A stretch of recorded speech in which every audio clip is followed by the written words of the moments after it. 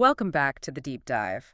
Today we are doing something, well, honestly, it's going to be a little uncomfortable. I think it has to be. We are opening a file that feels less like a story and more like a crime scene investigation of the human psyche. It is uncomfortable, and it really should be, because what we have here isn't a grand political scandal or a war story. It's a stack of documents, transcripts, diary entries, observational records that dissect a very specific, very quiet Sunday morning in May 1990. And when you say dissect, you really mean it. We're going to be looking at this web of interconnected lives.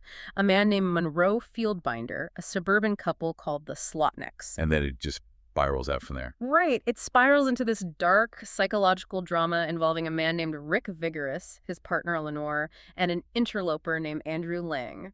But we aren't just reciting what happened. That's not the mission here. No. We are here to perform what feels like a forensic analysis. We need to look at the unseen undercurrents. We need to talk about the secrets neighbors keep, the psychological walls people build, what one of the subjects actually calls membranes, and the absolute brutality of social politeness. So let's set the scene. It's May 1990. We are in the suburbs. The documents describe a soft, warm Sunday morning. It sounds idyllic, doesn't it? Almost like a postcard. It does, but let's look at the sensory details that are provided in the source material because they tell a different story. They really do. We have damp, unraked grass clippings on the red brick walk. We have the smell of Sunday paper stickiness, that specific phrase. The ink, the pulp. And the scent of maple syrup heavy in the air. It's almost too much, isn't it? It's cloying. It feels sticky just hearing about it. That stickiness is important. I think that word is the key to the whole scene. It represents a kind of trapped comfort. The people inside these houses, they're stuck in their routines, stuck in their safety. Stuck in the syrup. And walking up the path to shatter that safety is Monroe Fieldbinder. Let's stop right there. Fieldbinder. He's walking up to the Slotnick residence. And he does something on the front walk that I found just fascinating. He pauses, and he kicks a piece of grass off his pant cuff. Yes, a single blade of grass. Now, most people, I mean, you or I, we just brush it off and keep walking, right? But the way this is described, it feels deliberate, it feels surgical. Why focus on that? Think about the context. He is about to enter a chaotic, messy, sticky domestic environment. By stopping to remove that one blade of grass, he is, in a way, sanitizing himself. He's decontaminating. He's establishing a boundary. He is saying, I do not belong to this world. I am separate from it. It's an act of fastidiousness, yes, but it's also an act of superiority. He refuses to be contaminated by the Slotnick's law before he even rings the bell. That is actually kind of aggressive when you put it that way. It's like he's putting on psychological armor. He absolutely is. And speaking of armor, look at what he's wearing. The report says he is dressed to harm. Dressed to harm. That is such a specific phrase for a Sunday morning visit. He's not wearing, a Grim Reaper cloak. He's wearing a light English raincoat and razor slacks. Razor slacks. Sharp, cutting, metallic, and black shoes with a subway shine.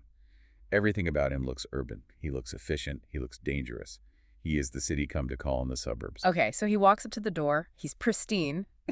And he presses the doorbell. And we get this detail about the doorbell having a decal that says, full house power. Full house power. God, that is such a perfect 1990 detail. It's like a little boast right on the doorbell. It implies a home that is fully electric, fully modern, fully capable. It's a badge of honor for the homeowner. We have enough power. It's the suburban dream in 2 words. We have control, we have all the amenities, we are safe. But it's a lie, isn't it? Because Fieldbinder is about to prove they have absolutely no power at all. Precisely. It is a decal of illusion. The fortress is unguarded. So let's go inside. The bell rings. We meet the Slotnicks, Donald and Evelyn. And if Fieldbinder is razor slacks and subway shine, the Slotnicks are, well, they're the opposite. They are soft, they are vulnerable, they are described as wearing robes, leather slippers, and woolly foot muffs. Woolly foot muffs. I can't get over that. It's so infantilizing. It sounds like something from a nursery rhyme. It creates a texture of defenselessness. And they're eating French toast. The text is very specific here. It describes plates with bits of French toast scraps, loose and heavy with absorbed syrup. Heavy with absorbed syrup. There's that weight again, that stickiness. Think about that physical sensation. The bread is soggy, it's weighted down, it's sluggish.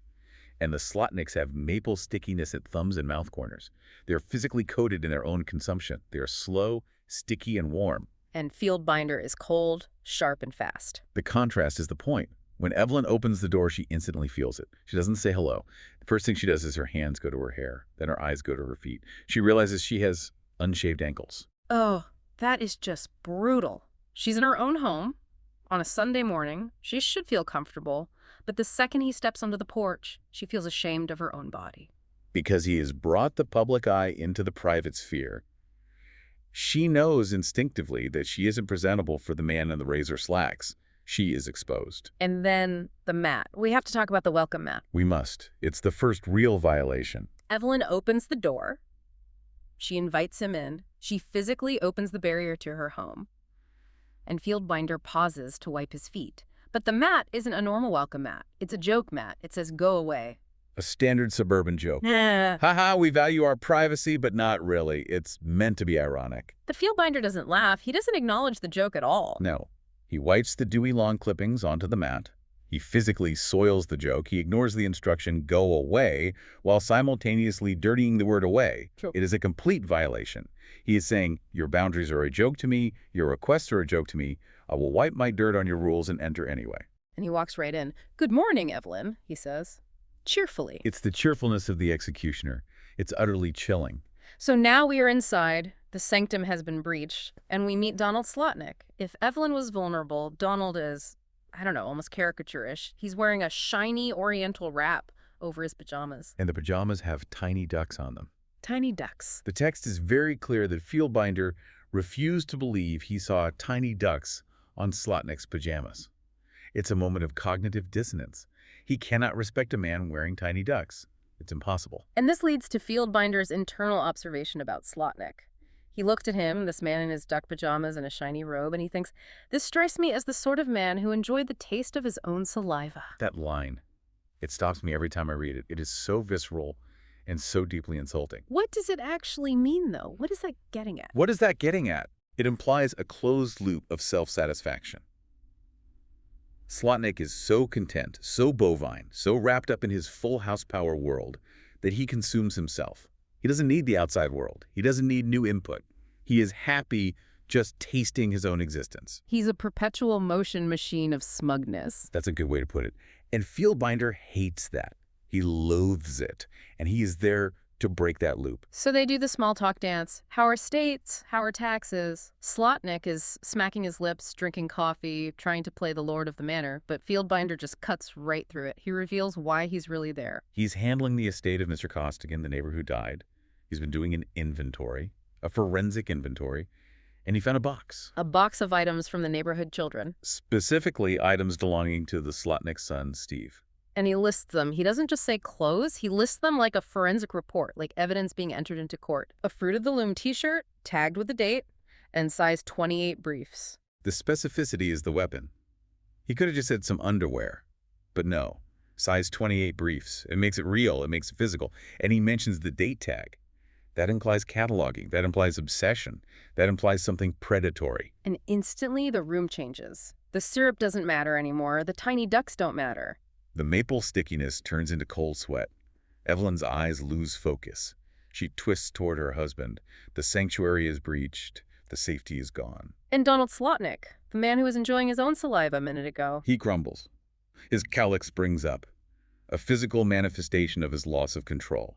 His whole, carefully constructed world is just gone.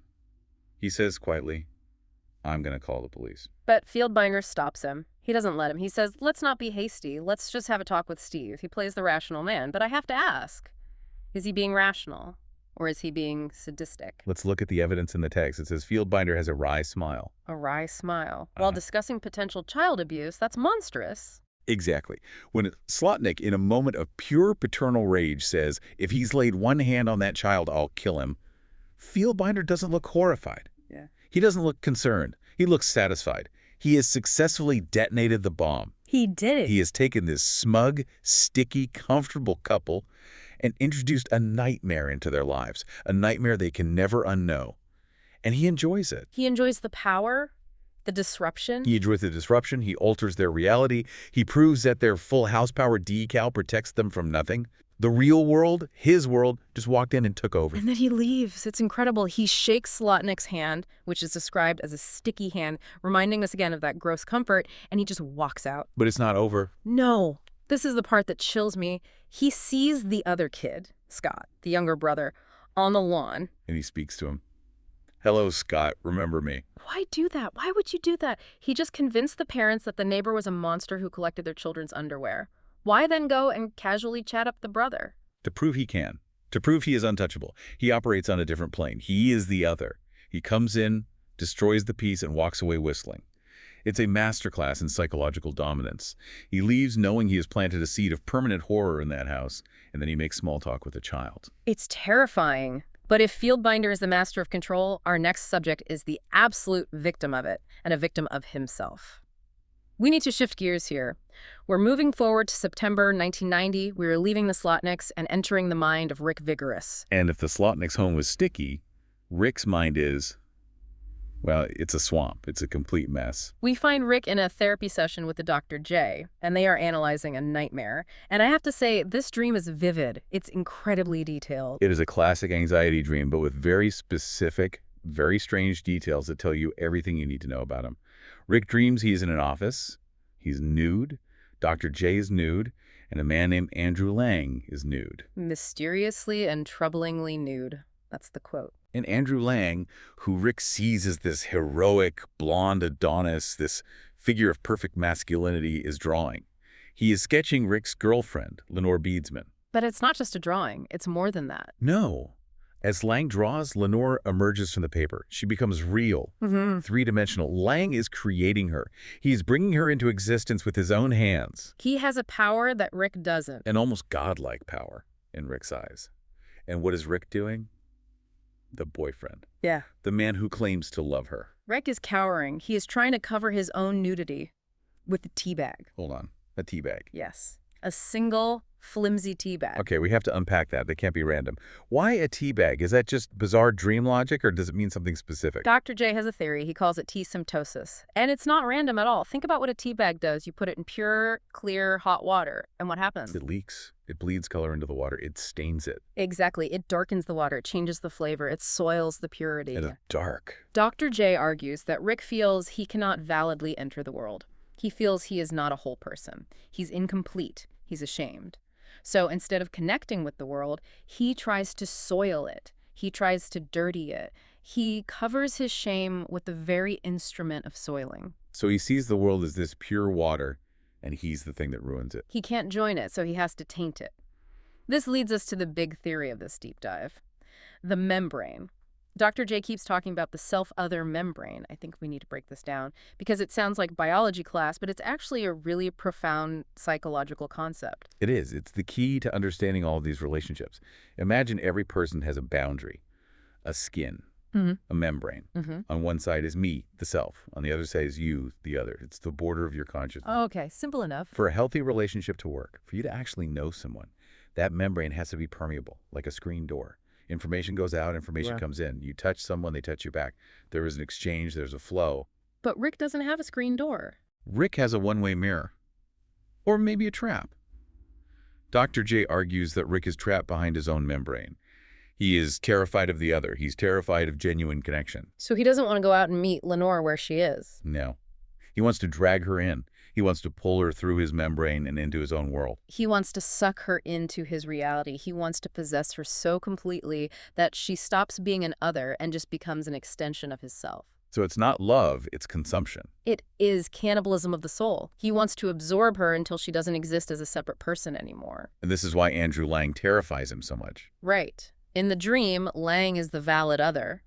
Lang is the one who can permeate the membrane naturally. Lang can reach Lenore. Lang can create her. And if Lang can reach her, and Rick can't, then Rick doesn't exist. His entire identity, which is built on possessing Lenore, is a fraud. Exactly. Rick wakes up from this dream streaming with sweat. He is convinced, absolutely convinced, that Lang has already had Lenore. Not just sexually, but metaphysically. He believes Lang has made the connection that Rick is incapable of making. And his reaction is just catastrophic. My life is over. It's total negation. Because if the valid other has arrived, the invalid self is obsolete. Rick knows he is a fraud. He knows he is just a man hiding behind a teabag. This obsession with the chase versus the catch brings up another weird connection that appears in the documents. The Roadrunner. Yes. The coyote paradigm. Fieldbinder, our friend from the first segment, the man in the razor slacks, actually talks about this in the transcripts. He has a whole theory about Wile E. Coyote. Which is funny because on the surface, the coyote is just a loser. He loses every single time. The Fieldbinder argues that the coyote is the hero. The hero. Because look at how he loses. He lives in a malevolent nature. Gravity works against him. The road works against him. The Acme products malfunction in ways that defy physics. The universe is rigged against him. But he persists. He never gives up. So it's about the struggle. Fieldbinder says the telos, the purpose, the pursuit, is more important than the bird. Right. He says the Roadrunner is just a skinny, meatless bird. Who cares about eating it? The point is the energy of the pursuit, the desire, the chase itself is the reason for being. And if we look at Rick, Rick is the coyote. Rick is absolutely the coyote. He is obsessed with the idea of Lenore. He is obsessed with the mechanisms trapping her, lying about his job, lying about being engaged, manipulating her. He is building these elaborate, faulty Acme traps to keep her contained. But if he actually caught her, if he actually had a real, honest connection with her, he wouldn't know what to do because the coyote doesn't want to be a bird. He just wants to chase it. Rick doesn't want to know Lenore. He wants to control her. The pursuit is everything. that is a tragic distinction. It is the tragedy of his life. And speaking of tragedies in the past, let's bring in Mindy Metalman, because the web gets even stickier here. Mindy is Andrew Lang's wife. She is a force of nature. She shows up at Rick's office, and the description is just so striking. She has orange and black eyes. She's vivid and intense. But the backstory, Yeah. oh man, Rick knew her years ago in a place called Scarsdale. He knew her, and he watched her. He admits to being a voyeur. He used to sit in his den and watch her through the window while she was a teenager shaving her legs in the sun. Notice the membrane theme again. He is behind the glass. He is the observer. He is safe in his den, watching the other but never interacting. He's been doing this his whole life. It's his default setting. Observation without participation. And there's that memory of the death seat. He brings this up. Rick remembers riding in the back seat of a car. Mindy was in the front, the death seat, the passenger seat, with her father. Rick is in the back, passive, watching the back of her head. He is always the passenger in his own life, never the driver. Always in the back, looking through a window. Now, Mindy has a theory about what is happening between her husband, Andrew Lang, and Rick's girlfriend, Lenore. She calls it the theory of branches. This is where we get into a kind of multiverse psychology. It's fascinating. Mindy points out the obvious. Lenore looks exactly like Mindy did years ago. They are doubles. They're doppelgangers. Mindy believes Lang is trying to change the past. He's met Lenore, who is a physical copy of his wife. And he feels like he's gone back to a branch in his life, tree, maybe 9 years ago when he and Mindy first got together. So he's standing at the fork in the road again, and he wants a do-over. Exactly. He's dating the Mindy avatar, but he's trying to take the other path this time. He's trying to get it right, whatever that means to him. He's trying to correct a perceived mistake in his own past. But that's incredibly messed up. That means he doesn't see Lenore as a person at all. She's just a stand-in. Oh, absolutely not. Mindy even says it explicitly. She says, frankly, Lenore does not interest me. My husband, he interests me. To Mindy, Lenore is just a violet branch. She's a prop, a duplicate, a tool her husband is using. So let's get this straight. Rick uses Lenore as a validation tool for his fragile self. Lang uses Lenore as a time travel correction device. Mindy views Lenore as a non-entity. Nobody sees Lenore. She is surrounded by people who are supposedly close to her, but she is completely invisible to all of them. Which leads us directly to the date, segment 5.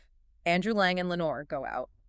And if you thought Fieldbinder was manipulative, wait until you see Lang operate. This scene is a masterclass in gaslighting and seduction. It's almost beautiful in its ruthlessness. It starts with aggression. They are buying tickets to a gymnastics event. Lang gets into a fight with the ticket seller. He calls him a dung beetle. He is performing. He is showing Lenore, look, I am a dominant male. I am not like Rick. I don't hide behind tea bags. I yell at ticket sellers. It's a display of alpha behavior. It's toxic, but it works on some level. Then they go back to his apartment, and the details here, warm wine. Warm wine. It suggests carelessness. It suggests, I don't need to try too hard. I'm so confident this is going to go my way that I don't even need to chill the wine. It's a subtle power move. And they are watching TV, and of course it's Dallas versus, wait for it, the Roadrunner. The cartoon is playing in the background. The chase is literal. The metaphor is right there on the screen. So Lang starts his move. He's touching her. He's being smooth. But then he plays the good guy card. He says, I sure don't want to come between two people. And then immediately proceeds to destroy the relationship between those two people with surgical precision. He reveals the secret, the corporate conspiracy. He tells Lenore the truth, which is the most powerful weapon he has. He tells her that he, Lang, and Rick Vigorous are both secretly working for Stonecifico. Stonecifico, Lenore's father's company, the baby food empire she's trying to escape, the source of all her family trauma. The very one. They are working on a pamphlet for a new ingredient that supposedly helps babies speak. It's absurd. And Rick forced Lang to promise not to tell Lenore. This is a massive betrayal. Rick is colluding with the one force Lenore hates, her father's control. He's part of the system she's fighting against. But Lang frames it carefully. He doesn't say, I'm telling you this to hurt Rick. He says, I'm telling you this because I respect you. He weaponizes the truth. He makes himself the hero for revealing the lie. And then he drops the hammer, the ownership conversation. This part actually made me angry reading it. It is devastating. Lang tells Lenore that on a business trip, Rick claimed she was his fiancée. Which is a complete lie. They are not engaged. A total fabrication. Yeah. And worse, he says that Rick demanded Lang respect his ownership of her. Respect his ownership like she's property. Lang says Rick acted like Lenore was his car or a TV. Imagine being Lenore in that moment. You are sitting there drinking warm wine, feeling unsure, and this golden boy tells you that the man you live with, the man you are trying to love, goes around telling people you are his appliance. It breaks her. The transcript says she feels pimped out by the universe. Pimped out by the universe. That is such a heavy, hopeless line. She feels totally devoid of agency. Her father controls the company that secretly employs her boyfriend. Rick controls her secrets and claims to own her. Lang is using her to fix his past.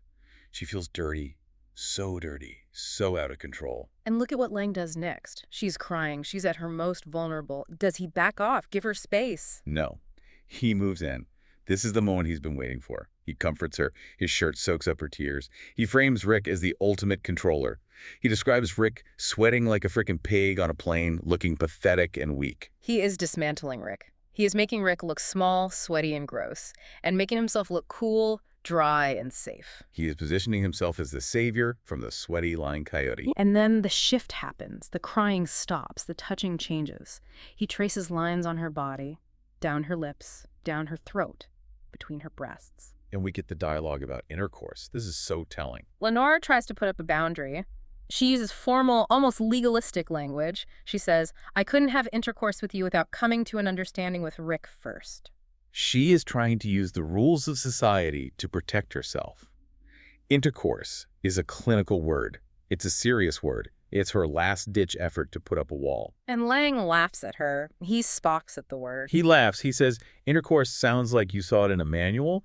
He says it sounds like something for old married people. He disarms her language. He makes her feel stupid and naive for having boundaries. He makes intercourse sound boring and implies he wants something else, something more real. It is a profound manipulation. He mocks her formality to lower her defenses.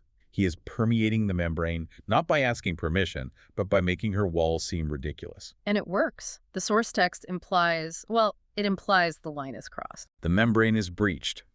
But notice, it isn't a mutual crossing. It's a conquest. Lang wins. Rick loses. Lenore is just the territory they fought over. God, that's bleak. It's just utterly bleak. It is. But wait, the absurdity isn't over. We have to talk about the convergence, segment 6. Because while this seduction is happening, Lenore's life is getting even weirder at the nursing home. Shaker Heights. Yeah. Lenore visits her great-grandmother, Concarnadine. And the old woman, she just keeps saying one word over and over again. Roughage. Roughage. Just that. It seems like nonsense. Like the ramblings of a very old woman. But think about it. Roughage, fiber, digestion. It ties back to the baby food. It ties back to the body as a machine that needs to be properly managed. And who is hovering around the nursing home? Who's there in the background? Mr. Blumker? and Neil Obstad Jr. executives from Stone-Pacifico. They are everywhere. They're in her relationship. They're at her great-grandmother's bedside. They are. Even at her grandmother's deathbed, the corporate interests are hovering. They are managing the grandmother just like they managed the baby food. It reinforces that Lenore is trapped in a system she cannot see the edges of. She can't escape it. She is pimped out by the company, too. Exactly. The whole universe is in on it. And finally, we have the losers, Rick and Mindy, the cast-offs. They get together after this. And Mindy confirms to Rick that Lang has likely slept with Rick's ex-wife, too. Just to add insult to injury. Lang is consuming Rick's entire history, past and present. He's not just taking the future, he's rewriting the past. So Rick and Mindy decide to leave. They decide to go on a trip. To the great Ohio desert. It's G-O-D. We have to explain this. This isn't a metaphor. Well, it is, but it's also a real place in this world described in the documents. It is a man-made desert.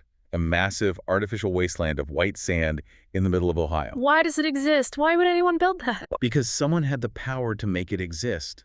It is a triumph of self over nature. Yeah. Someone said, I want a desert here, and they built it. It is the ultimate full house power move. It's the ultimate act of imposing your will on reality. And Rick views this trip as the end. He says, tomorrow, Lenore and I are going to melt into the blackness, united in discipline and negation. Discipline and negation. That does not sound like a fun road trip. That sounds terrifying. It sounds like suicide, or at least spiritual suicide. Rick knows he has lost the game of validity. He cannot be the valid other, so he chooses negation. If he can't be real, he will be nothing. He's going to the desert to disappear, to become a blank slate. To melt, to become the tea bag in the water, permanently, to finally soil everything completely. So let's try to synthesize this whole forensic report. Let's pull the camera back. What are we actually looking at here? We are looking at a study of control. A brutal, intimate study of control. Go on, unpack that. Look at the hierarchy. At the bottom, you have Fieldbinder, who controls the Slotnick's peace of mind just for the fun of it. He takes their perfect Sunday morning and breaks it because he can. Then Dr. J, who tries to control Rick's mind with these theories of membranes and soiling, he's trying to impose a narrative on Rick's chaos. And Rick, in turn, tries to control Lenore's reality. He hides his job, he lies about marriage, he tries to keep her behind his screen door in his little world. And then Lang comes in and controls the narrative to seduce Lenore. He uses the truth as a weapon to destroy Rick and claim the prize. And above them all, Stone-Pacifico, the company. It controls the jobs, the baby food, the nursing home, the very environment they live in. It's the invisible god of their world. So everyone is manipulating everyone. It's a pyramid scheme of control. And nobody is connecting. Not one person is having an honest, vulnerable interaction. That's the tragedy, isn't it? The self versus the other. Yes. Everyone in this deep dive is terrified of the other. They are terrified of being vulnerable, of being seen. So instead of opening the screen door, they use tricks. They use soiling. They use power plays. They build walls. Rick tries to trap her. Lang tries to charm her. Fieldbinder tries to dominate the neighbors. Nobody just says hello and means it. Nobody wipes their feet on the mat and respects the word go away. They all wipe the dirt on it and barge in one way or another. I want to leave the listener with a final provocative thought. We talked about Lang accusing Rick of treating Lenore like a car or a TV. A valid accusation. It's exactly what Rick was doing. But is Lang actually different? Or is he just better at it? That is the question. Mindy says Lang is just visiting a branch. He's just using Lenore to fix his own past mistakes. He's treating her like a character in his own personal story. So isn't that just another form of using someone as an object? He's just a smoother, more sophisticated user. He is. Rick treats her like a TV he wants to own and put in his living room. Lang treats her like a video game level he wants to replay to get a higher score. Neither of them treats her like a human being with her own agency. No. And that is why she feels pimped out by the universe. Because she is. And now they're all heading to the desert, this man-made void, the white sands. The place where nothing grows. The ultimate expression of control over nature. I wonder what happens when they get there, when all these different forms of control and manipulation collide in a place that's completely artificial, when the membranes finally break down completely. Maybe they find clarity in the emptiness. Or maybe they just find roughage. Just the roughage. Wow, this was a heavy one. But I feel like I understand human desperation and the terrifying need for control a little better now. It was a necessary examination, I think. Thank you for joining us on The Deep Dive. We'll see you next time. Stay safe out there. And maybe wipe your feet.